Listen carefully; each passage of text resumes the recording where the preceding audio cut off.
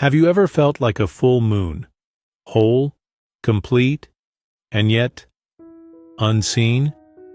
Like there's something glowing inside you, something rare, something sacred, but the world keeps looking elsewhere.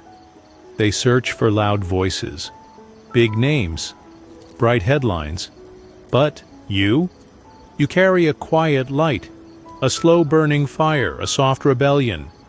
This is not a story about fame. It's not about titles or applause. It's about something deeper. It's about knowing you were never meant to follow the crowd, because your light was made to rise at a different hour. Tonight, I want to tell you the story of the strawberry moon. Not just the one in the sky, but the one inside you. Because like that rare moon, pink-hued, shy but mesmerizing, you too were born with a glow that doesn't seek attention. It waits, it builds, and when the world least expects it, it rises. So if you've ever felt left behind, overlooked, or misunderstood, stay with me. This video isn't just about the moon. It's about the moment you realize you don't need to compete to shine.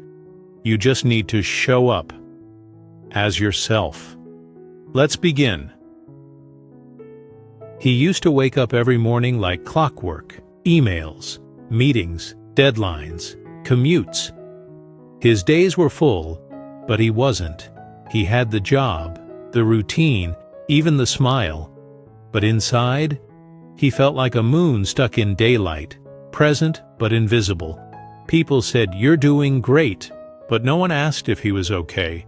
And maybe he wouldn't have answered truthfully anyway, because deep down he didn't know what was missing. He just knew something didn't feel right. One evening, stuck in traffic watching the sky turn to shades of burnt orange and lavender, he looked up and saw it. The strawberry moon. It wasn't loud. It wasn't trying to compete with the sun. It wasn't demanding attention. It was just there. Soft, rare, glowing in its own time. And for the first time in months, he felt something shift. He didn't quit his job the next day. He didn't run away to a cabin in the woods. He didn't need to. Instead, he started listening to himself. He turned off the noise just long enough to hear his own heartbeat again. He stopped scrolling every spare moment. He took walks without music. He let silence speak. And in that space, he realized he'd been chasing the wrong moon. He had built a life that looked successful from the outside, but it wasn't his life. He was following a script written by everyone else: parents, mentors, society, fear. So he made a quiet exit. Not dramatic, not rebellious, just intentional. He started writing again, just for himself. He picked up his guitar, dusty but still tuned. He talked less and listened more. He wasn't trying to be seen. He was trying to see. And slowly, that soft light inside him, the one he had ignored for years, started to shine again. Not to outshine anyone, just to be. Because the strawberry moon doesn't rise to steal the spotlight. It rises to remind us that timing is personal. That some lights aren't meant to flash. They're meant to glow in their own quiet way. He didn't expect life to change overnight. He wasn't chasing a transformation. But something subtle was happening. The quiet moments no longer scared him. They used to. Back then, silence felt like failure, like something was missing. Now, it felt like space, a space to breathe, to feel, to begin again. He started noticing things he'd missed for years, the way the sunlight hit the kitchen counter at 6:43 a.m., the sound of leaves whispering just before it rained, the strange beauty of his own handwriting on paper, messy, raw, honest. There was no applause, no audience, just a man reclaiming the little things. You see, he had spent so much of his life trying to matter, trying to prove something, to someone, to everyone. But now, he was learning to exist without explanation. At work, he still showed up, still performed, but he stopped chasing the invisible medals. He stopped over-justifying his worth through endless productivity.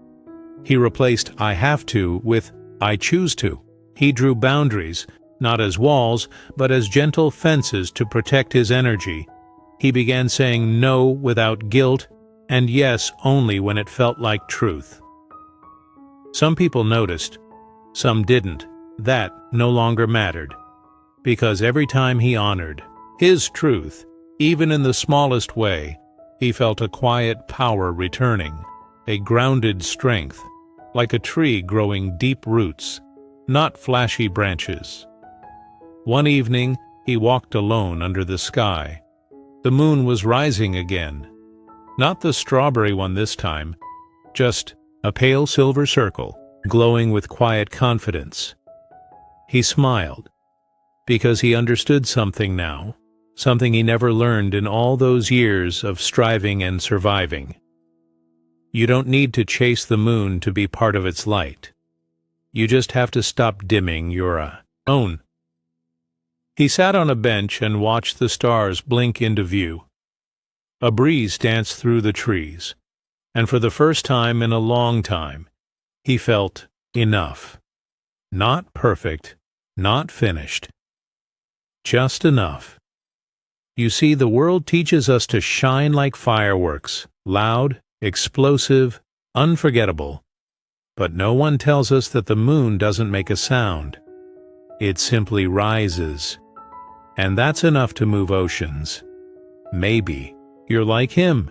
Maybe you've spent years trying to earn your place, trying to impress, to prove, to perform, and maybe, just maybe, you're tired, not lazy, not lost, just weary from trying to live someone else's dream.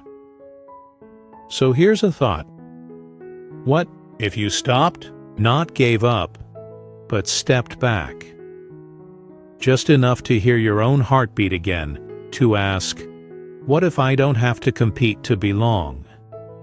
What if I was never broken, just misaligned with my truth?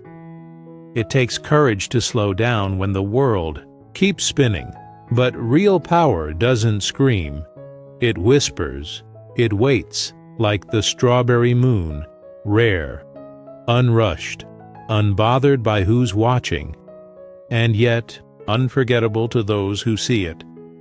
So if you're listening now, if some part of you is nodding quietly, feeling seen, know this. You don't need permission to start living your truth. You don't need a grand plan. You don't need to announce anything. You just need to take the next honest step, one breath, one choice, one moment of coming home to yourself.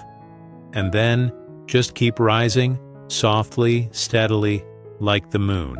There's something magical about light that doesn't announce itself. Think about it. When was the last time you stood still because a full moon caught your eye? You weren't planning to. You weren't looking for it. But there it was, hovering in the sky like a quiet witness. And suddenly, you had to pause. That's what real light does. It doesn't force, it invites. It doesn't demand space, it creates space for reflection, for wonder, for quiet awe. And here's the part no one tells you. You carry that same kind of light. It may not roar like a spotlight, it may not trend, go viral, or get standing ovations, but it's real and it matters. You don't need a stage to make a difference. Sometimes, the most healing thing you can offer the world is your quiet presence in a noisy room. That man, the one who had once been lost in routines and expectations, he began to notice something he hadn't seen before. People started coming to him, not because he was louder, smarter, or more successful, but because he had become still. grounded, honest. They said things like, "You seem more peaceful lately. What changed?" "I don't know why, but I feel safe talking to you." And he realized, without trying, without pushing, his light had become a refuge, not because it dazzled, but because it was real. He didn't offer advice. He didn't preach. He simply listened, shared, showed up fully. And that alone was enough to shift others, because we live in a world starving for authenticity.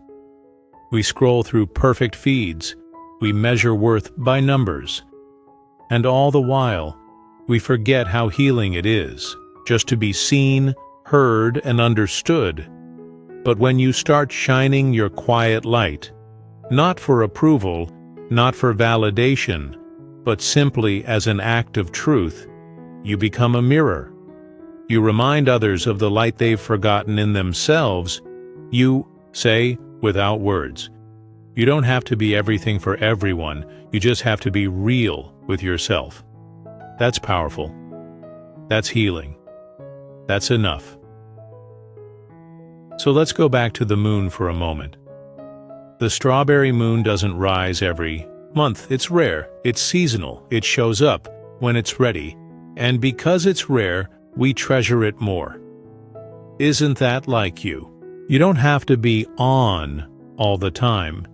You don't need to prove your worth through constant hustle. You don't have to shine in every season. Your timing is sacred. Your rhythm is allowed to be different. Your glow, however soft, is not a weakness. It's your essence. And here's the beautiful paradox. The more you embrace your quiet power, the more others feel permission to embrace theirs. You become the moonlight in someone else's storm, the calm in someone else's chaos.